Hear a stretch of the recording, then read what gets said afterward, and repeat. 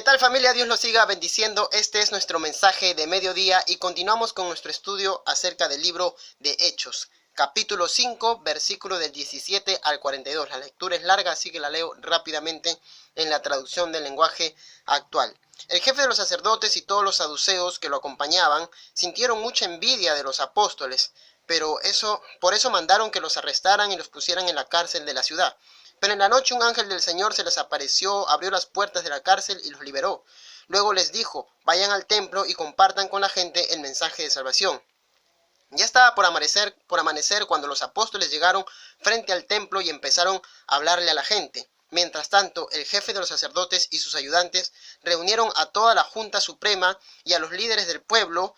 Después mandaron traer a los apóstoles, pero los guardias llegaron a la cárcel y no los encontraron. Así que regresaron y dijeron: la cárcel está bien cerrada y los soldados vigilaban las entradas, pero cuando abrimos la celda no encontramos a nadie. Cuando el jefe de los guardias del templo y los sacerdotes principales oyeron eso, no sabían qué pensar y ni siquiera podían imaginarse lo que había sucedido. De pronto llegó alguien y dijo: los hombres que ustedes encerraron en la cárcel están frente al templo hablándole a la gente.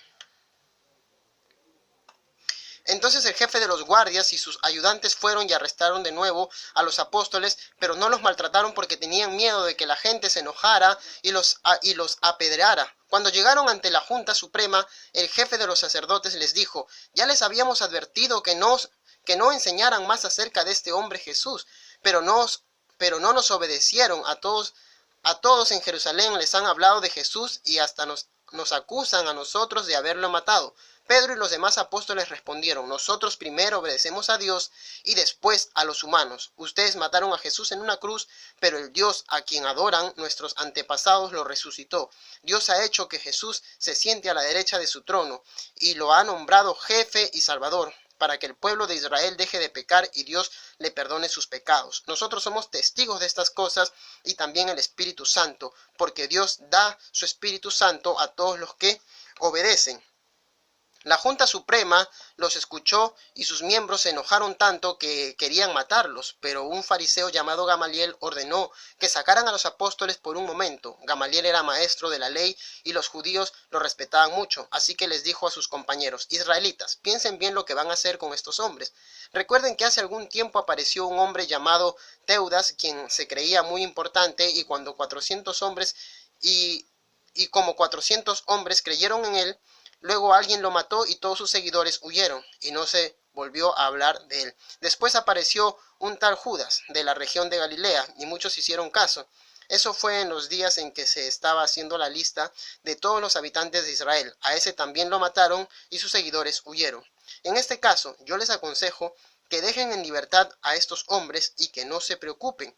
Si lo que están haciendo lo planearon ellos mismos, esto no durará mucho, pero si es un plan de Dios, nadie podrá detenerlos, y ustedes se encontrarán luchando contra Dios. A todos les pareció bueno el consejo, así que enseguida mandaron traer a los apóstoles y ordenaron que los azotaran en la espalda con un látigo. Luego les prohibieron hablar de Jesús y les dejaron en libertad. Los apóstoles salieron de allí muy contentos porque Dios les había permitido sufrir por obedecer a Jesús. Los seguidores de Jesús iban al templo todos los días y también se reunían en las casas. Los apóstoles, por su parte, no dejaban de enseñar y de anunciar la buena noticia acerca de Jesús, el Rey elegido por Dios.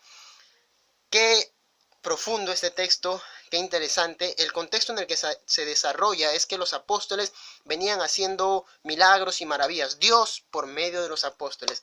Para ser más claros, el Espíritu Santo de Dios por medio de los apóstoles venía haciendo milagros y maravillas.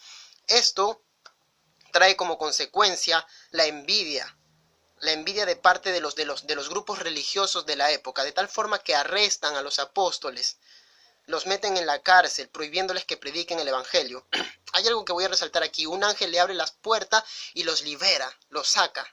Ojo, los libera y les dice: vayan y sigan predicando el Evangelio, vayan y sigan predicando el mensaje de salvación. Cuando Jesús respalda a sus servidores, lo hace para que sigan predicando el Evangelio.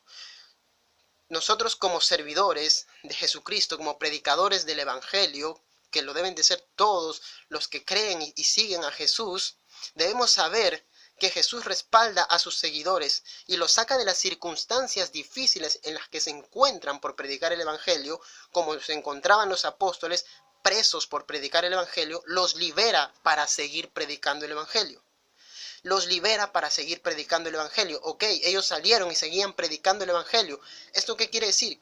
Que los servidores de Jesús son respaldados por el mismo Dios para seguir predicando el Evangelio. Cuando ellos son liberados, se enteran los sacerdotes y nuevamente son tomados, son arrestados, son llevados presos nuevamente. Ok, cuando yo soy un servidor de Cristo, mi vida se convierte en una constante de sufrimiento y padecimiento por causa de predicar el Evangelio.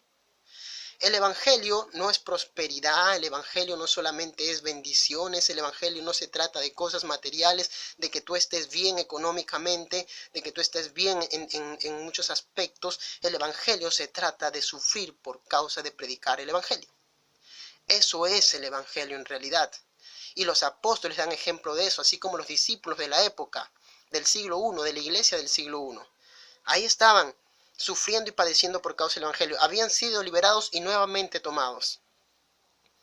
Y viene la prohibición. ¿Por qué nuevamente? ¿Por qué si les dijimos que no prediquen acerca de este Jesús, lo siguen haciendo? Y la respuesta de Pedro es una respuesta que confronta. Y es una respuesta valiente para su época. Porque Pedro les dice: nosotros obedecemos en primer lugar a Dios antes que a los hombres. Esa respuesta podía haberse tomado como una respuesta revolucionaria incluso para la época, una respuesta que estaba yendo en contra del imperio, en contra de las leyes y de las normas de aquel contexto cultural y político. Pero Pedro tenía una respuesta profunda: obedecemos en primer lugar a Dios antes que a los hombres. Esto enojó mucho y querían matarlos, dice. Querían matarlos por causa del Evangelio, por causa de predicar, por causa de obedecer a Jesús, por causa de ser seguidores de Cristo, de predicar el Evangelio de salvación. Ok, Dios sigue respaldando a sus apóstoles y discípulos. Dice que surge un judío, un religioso de la época también, Gamaliel, por cierto, que fue maestro de Pablo, quien era Saulo antes. Y este Gamaliel dice algo muy cierto. Lo que es de Dios, en conclusión de todo lo que Gamaliel dice, lo que es de Dios prevalece. Lo que no es de Dios no prevalece. Se va a disipar. Así que déjenlos ir. Y si es de Dios, prevalecerá. Y si no, se disipará. Ellos aceptaron el consejo y dejaron ir a los apóstoles. Me encanta ver cómo concluye el texto. Los apóstoles fueron azotados y siguieron predicando el Evangelio. Fueron azotados y les dijeron: no prediquen más acerca de este Jesús, pero ellos, dice, estaban agradecidos. Lo dice la traducción del lenguaje actual. Me gusta mucho cómo dice esa parte. Ellos estaban agradecidos por haber sufrido por causa del Evangelio y continuaron padeciendo y continuaron predicando el Evangelio. Ese es el pensamiento que la iglesia de este siglo debe tener.